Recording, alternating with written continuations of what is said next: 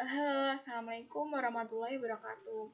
Perkenalkan, nama saya Serliana Agulfiani dari kelas IPA 1, Prodi S1 Pendidikan IPA Universitas Tidar.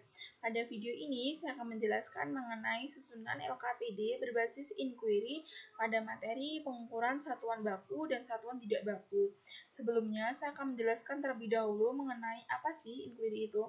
Jadi, inquiry adalah sebuah model pembelajaran yang dirancang dengan menyajikan permasalahan yang nantinya dianalisis dan dicari solusi permasalahannya oleh peserta didik, sehingga peserta didik mampu berpikir kritis. Nah, LKPD ini saya menggunakan tingkatan struktur inquiry. Mengapa? Karena struktur inquiry ini digunakan pada jenjang 5 SD sampai 7 SMP. Karena materi ini merupakan materi 7 SMP, sehingga LKPD yang saya buat itu LKPD berbasis inquiry pada tingkatan struktur inquiry. Nah, ini merupakan judulnya, yaitu mengenai bagaimana mengukur panjang benda sekitar dengan menggunakan alat ukur satuan baku dan satuan tidak baku. Nah, ini ada gambar, langkah kaki, jengkal tangan, mistar, depa, dan juga ada kelompok dan nama anggota. Nah, ini ada kompetensi inti, kompetensi dasar, ada indikator pembelajaran, ada tujuan pembelajaran yang mendasari LKPD ini. KI-nya itu KI 4, kemudian kompetensi dasarnya itu menyajikan data hasil pengukuran dengan alat ukur yang sesuai pada diri sendiri, makhluk hidup lain, dan benda-benda di sekitar dengan menggunakan satuan baku dan satuan tidak baku. Indikator pembelajarannya itu melakukan pengukuran dengan satuan baku dan tidak baku dan menyajikannya dalam data hasil pengukuran. Melakukan pengukuran dengan alat ukur yang sesuai dan ada di lingkungan sekitar. Terus yang terakhir ada melakukan pengukuran terhadap benda-benda di sekitar. Untuk tujuan pembelajaran itu tujuan yang hendak dicapai dari indikator pembelajaran. Jadi bisa kalian amati sendiri. Lalu di sini bagaimana sih susunan LKPD menggunakan tingkatan struktur inquiry ini? Jadi pada tingkatan struktur inquiry ini LKPD-nya itu hanya disajikan permasalahan dan juga prosedur kerja. Jadi untuk hasil dan kesimpulannya itu dibuat sendiri oleh peserta didiknya. Nah, pendahuluan di sini sebagai permasalahan. Permasalahannya ini mengenai apa? Gini, kalian bisa melihat sendiri kan, itu ada gambar, itu papan kayak penunjuk jalan gitu, enggak jalan sih, ya kayak papan informasi gitu mengenai suatu jarak kan. Nah, papan itu kan ada angkanya tuh, ada angka 262 km, ada angka 165 km. Nah, itu maksudnya apa sih? Jadi, papan itu merupakan informasi mengenai jarak dari satu titik ke titik yang lain. Jadi, kalian itu di paling atas kan ada tulisan Banjarmasin 0 km kan. Jadi, titik itu merupakan titik Banjarmasin, titik di Banjarmasin gitu. Terus, semisal ya, kalian mau ke Tanjung, terus berapa sih jarak dari Banjarmasin ke Tanjung tuh? Jadi jarak dari Banjarmasin ke Tanjung itu 232 km.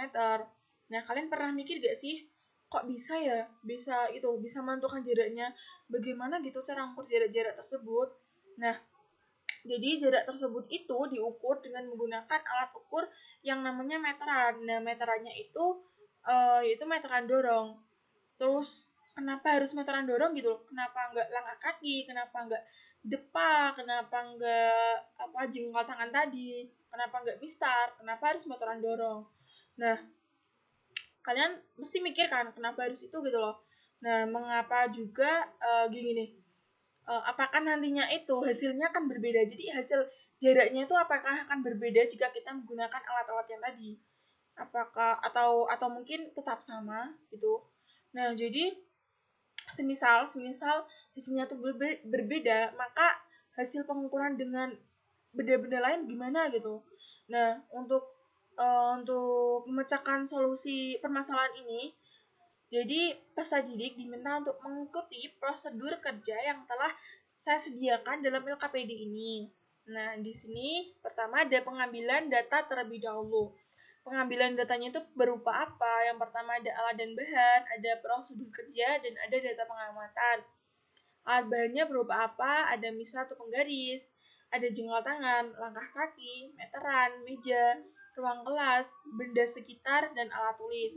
Jadi, saya menggunakan lingkungan suasana lingkungan di dalam kelas untuk memecahkan permasalahan tadi. Jadi kita nggak harus langsung mengenai itu. Tadi kan saya menggambarkannya di itu kan jalan raya. Jadi kalian nggak harus ngambil objeknya jalan raya, nggak harus gitu. Tapi ini sesuaikan saja. Terus ada prosedur kerja. Yang pertama, siapkan alat dan bahan yang akan digunakan. Yang kedua, tentukan 2 buah objek yang akan diukur. Misalnya, ruang kelas dan meja. Kalian bebas mau ngambil apa, misal mau mengukur panjang kursi juga nggak apa, mengukur panjang papan tulis juga nggak apa. Terus, ukur panjang meja dengan menggunakan jengkal tangan. Nah, gimana sih cara mengukur dengan menggunakan jengkal tangan ini?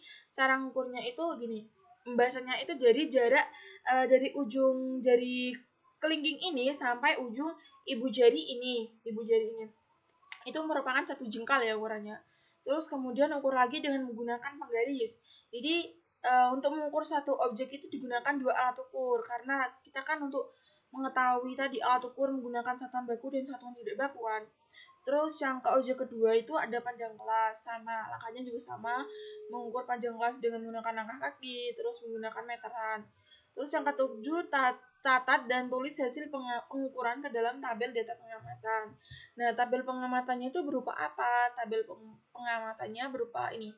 Nama peserta didik, ada pengukuran panjang benda 1, jengkal tangan, penggaris, seperti ini. Intinya seperti ini. Jadi datanya disesuaikan ya. Terus selanjutnya ada pengolahan data. Apa sih pengolahan data ini? Pengolahan data ini data yang telah kita dapatkan tadi diolah dan nantinya itu dianalisis oleh kita sendiri. Jadi dalam pengolahan data ini saya menyajikan berupa pertanyaan-pertanyaan yang nantinya dapat menggiring peserta didik untuk memudahkan mereka memahami dan membuat kesimpulan sendiri. Nah, yang pertama itu soalnya ada seperti ini. Dari hasil pengukuran, apakah hasil pengukuran antara siswa yang satu dengan siswa yang lain itu sama? Jadi, tadi kan yang mengukur nggak cuma 1 orang kan, itu ada 4 orang. Jadi, apakah semisal nih, si Tony mengukur panjang meja dengan menggunakan jengkal tangan, hasilnya 2 jengkal. Sedangkan si Abdi mengukur panjang meja menggunakan jengkal tangan, hasilnya itu 1 jengkal. Nah, itu kan hasilnya berbeda. Nah, jika berbeda, berikan penjelasannya, berikan analisis dan berikan penjelasannya. Jikapun sama hasilnya, juga berikan analisis dan penjelasannya. Selanjutnya, pertanyaan kedua, dari pengukuran yang telah Anda lakukan, kelompokkan satuan yang Anda gunakan dalam melakukan pengukuran dan berikan penjelasan beserta contoh lain yang ada di kehidupan sehari-hari. Jadi, tadi kan Anda menggunakan alat-alat ukur kan? Nah, alat ukur tadi kelompokkanlah ke dalam satuan yang baku dan satuan tidak baku. Mana alat ukur yang baku? Mana alat ukur yang merupakan satuan baku, mana alat ukur yang merupakan satuan tidak baku. Nah, setelah itu berikan penjelasan dan berikan contoh lain yang ada di kehidupan sehari-hari. Selanjutnya, mengapa sih digunakan penggaris, jengkal, langkah kaki, dan meteran untuk mengukur panjang? Nah, kalian harus bisa memberikan penjelasan yang sesuai dan juga kalau bisa ini berikan contoh juga gitu. Terus yang keempat, buatlah kesimpulan berdasarkan data dan diskusi yang dilakukan dalam kegiatan praktikum. Jadi setelah kalian mendapatkan data tadi dan sudah kalian olah dan dianalisis dari beberapa pertanyaan tadi, kalian simulkan apa sih sebenarnya alat ukur satuan baku dan satuan tidak baku itu. Nah, mungkin cukup sekian video penjelasan mengenai LKPD berbasis inquiry pada materi pengukuran satuan baku dan satuan tidak baku ini. Kurang lebihnya saya mohon maaf. Wassalamualaikum warahmatullahi wabarakatuh.